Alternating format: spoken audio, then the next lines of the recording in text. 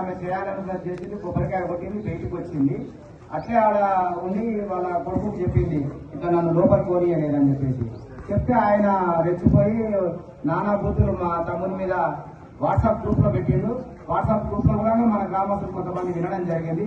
ఆ విషయాన్ని మా తమ్ముడికి చెప్తే మా తమ్ముడు ఎందుకురా నా మీద పెట్టినామని అంటే, నేను పెడితే నువ్వేం చేస్తామని చెప్పేసి మళ్ళీ బూతులు తిట్టడం జరిగింది. ఆ క్రమంలో మాట పెరిగి వీడు మావాడు ఒక దెబ్బ కొట్టిండు, వాడేమో రాయి తీసుకొని కొబ్బరికాయలు తీసుకొని నెత్తి వల్ల కొట్టిండు.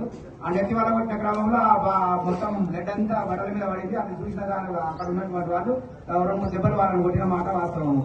ఈ సంఘటనను అది అయిపోయింది, ఇరు వర్గాలు పోయినాయి, పోలీస్ స్టేషన్ లో కంప్లైంట్ ఇచ్చుకున్నారు. ఈయనకు దెబ్బలు ఉన్నాయి కాబట్టి వాళ్ళ మీద కేసు కట్టిండ్రు.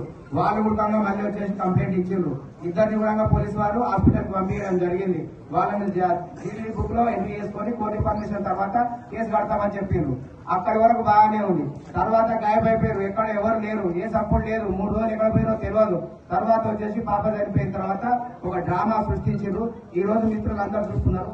ఏ ఒక్క జాతీయ ఛానల్ కానీ ఏ పెద్ద ఛానల్ కూడా రాలేదు. నిన్న మాత్రం బీబీసీ వచ్చినాయి, టైమ్స్ ఆఫ్ ఇండియా వచ్చింది, రకరకాలైనటువంటి ఛానల్స్ వచ్చినాయి.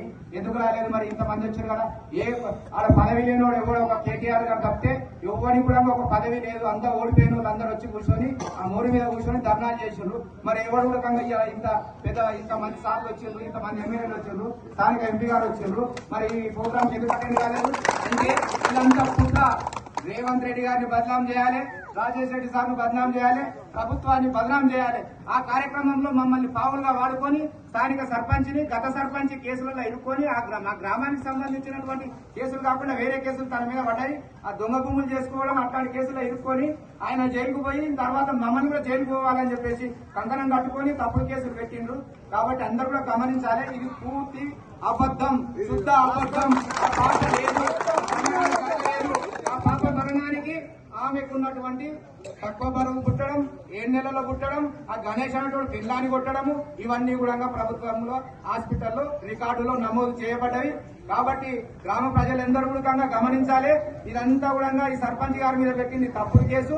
మన ప్రభుత్వాన్ని, మన ఎమ్మెల్యే గారిని, మన ఎమ్మెల్సీ గారిని ఏం సంబంధం లేకపోయినా రెట్లు మా అంటే రెట్లు అని మన మీద ఇరుసుకపడి మనకు కొట్లాటలు పెట్టి ఇలా మనకు ఎంత పెద్ద పంచాయతీ చేసి మన ఊరిని ఎంత బదలాన్ని చెప్తున్నారు. కాబట్టి మీరు అందరూ గమనించాలి సార్.